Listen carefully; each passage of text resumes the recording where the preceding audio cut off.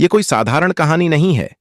ये उस दौर की सच्ची गाथा है जब एक महान पूर्ण संत महाराज चरण सिंह जी ने इस नश्वर संसार को अलविदा कहा।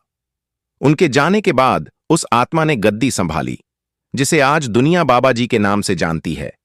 पर जब सच्चाई गद्दी पर बैठती है तो झूठ और छल की सत्ता कांप उठती है। जैसे आज की सरकारें सच्चे संतों से डरती हैं, वैसे ही उस समय भी कुछ नकली संतों ने तंत्र और मंत्र का सहारा लेकर बाबा जी को हटाने की नाकाम कोशिश की। यह साखी उसी षड्यंत्र की परतें खोलती है। यह बात उन दिनों की है जब महाराज चरण सिंह जी ने व्यास की पवित्र धरती पर अपना चोला छोड़ा था। सत्संगियों के दिलों में शोक की लहर थी, पर साथ ही एक नई उम्मीद भी जाग रही थी। बाबा जी, जो महाराज जी के उत्तराधिकारी बने थे, अब गद्दी पर विराजमान थे। उनका तेज, उनकी सादगी और उनकी नम्रता देखकर जहां भक्त आनंदित थे, वहीं कुछ ऐसे भी थे जो बाहर से संत दिखते थे पर भीतर सत्ता की आग में जल रहे थे। उन्हें यह सहन नहीं हो रहा था कि अब कोई और सद्गुरु बनकर गद्दी पर बैठ गया है। वे सोचते, महाराज चरण सिंह जी तो पूर्ण संत थे, पर यह नया कौन है? इसके पास क्या शक्ति होगी जो हमें रोक सके? इसी लालच में डूबकर दो संतों ने षड्यंत्र रचने की ठानी। पहला था संत मायाधर, एक तांत्रिक जो अपनी रिद्धियों और सिद्धियों के लिए मशहूर था। उसने सोचा, मैं अपनी तंत्र विद्या से बाबा जी को वश में कर लूंगा, फिर सत्संगी मेरी बात मानेंगे।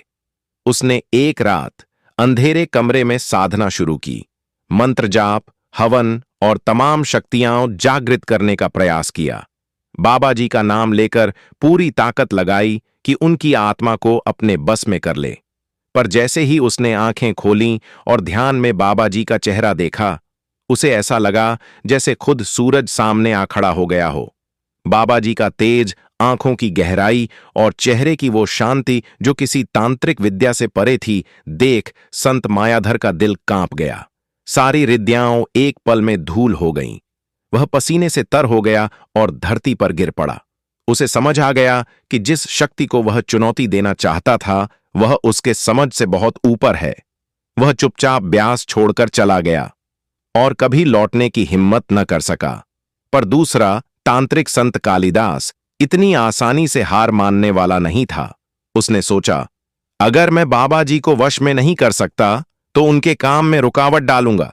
अगर उनकी गाड़ी ही खराब हो जाए तो लोग कहेंगे, जो अपनी गाड़ी नहीं संभाल सकता वह सत्संगियों का क्या भला करेगा। उसने मंत्र जाप शुरू किया। एक विशेष तांत्रिक क्रिया से बाबा जी की गाड़ी को रोकने का प्रयास किया। अगले दिन सुबह का समय था। ब्यास में सत्संग का माहौल था। बाबा जी अपनी सादगी भरी मुस्कान के साथ गाड़ी में बैठे। संत कालिदास दूर पेड़ के नीचे छिपा हुआ मंत्रों का जाप कर रहा था। जैसे ही गाड़ी चली, उसने मंत्रों की शक्ति बढ़ा दी। उसे पूरा यकीन था गाड़ी अब रुक जाएगी, पर हुआ कुछ और। गाड़ी बिना किसी रुकावट के चलती रही। कोई आवाज, कोई झटका नहीं। संत कालिदास हैरान था। वह मंत्रों को और जोर से पढ़ने लगा, पर गाड़ी सत्संग स्थल तक सुचारू रूप से पहुंच गई। बाबा जी मुस्कुराए, सत्संगियों को देखा और प्रेम पूर्वक सत्संग शुरू कर दिया। कालिदास की समझ से परे था कि उसकी शक्तियां क्यों असफल हो गईं। वह एक पुराने सत्संगी के पास गया जो बाबा जी का करीबी था और गुस्से में बोला, मेरी शक्ति कभी असफल नहीं हुई, फिर आज क्या हुआ? ये बाबा जी कौन है? सत्संगी मुस्कुराया और बोला, कालिदास, तुमने गलती की है। तुमने बाबा जी को सिर्फ एक इंसान समझा। वह कोई साधारण संत नहीं है। उनके पास वो शक्ति है जो गुरु की कृपा से मिलती है। तुम्हारी तांत्रिक विद्या माया का खेल है, पर बाबा जी उस माया से पार हैं। उनकी गाड़ी नहीं रुकी क्योंकि उनकी रक्षा उस परम शक्ति ने की जिसे ना कोई तंत्र हरा सकता है, ना कोई मंत्र। संत कालिदास चुप हो गया। पहली बार उसके मन में डर के साथ एक सवाल भी उठा, क्या सच में कोई ऐसी शक्ति है जो तंत्र से भी बड़ी है? वह सत्संग में चुपचाप बैठ गया। बाबा जी की एक एक बात उसके दिल को छू रही थी। उन्होंने कहा, जो मन को वश में कर ले वही सच्चा संत है। बाहरी शक्तियां तो बस छलावा हैं, असली ताकत तो नाम में है, भक्ति में है। उस दिन के बाद संत कालिदास का जीवन बदल गया।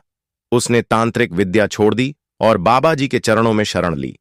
उसे समझ आ गया कि सत्ता की भूख से बड़ा सुख शांति में है और शांति सिर्फ सतगुरु की शरण में है। बाबा जी ने उसे माफ कर दिया, जैसे कोई पिता अपने भटके हुए पुत्र को गले लगाता है। यह साखी हमें सिखाती है, सच्ची शक्ति ना तंत्र में है ना माया में। वह शक्ति सतगुरु के प्रेम में है, उनके नाम में है। जो उनके खिलाफ षड्यंत्र रचते हैं वे खुद ही हार जाते हैं, क्योंकि सतगुरु की रक्षा उस परमात्मा द्वारा होती है जिसके आगे सारी शक्तियां छोटी पड़ जाती हैं। बाबा जी के उपदेश हमें बताते हैं, सच्चा सुख और शांति केवल सतगुरु की शरण में ही मिलते हैं। उनके मार्गदर्शन से ही जीवन की सच्ची राह मिलती है। उनका प्रेम, उनकी शिक्षा हमें हर कठिनाई से पार कर देती है। यही है बाबा जी की सच्ची सिखावन। राधा स्वामी जी, इस साखी को आप हमारे चैनल पर सुन सकते हैं। अगर आपको यह प्रेरक लगी हो तो जरूर साझा करें और हमारे चैनल से जुड़ें।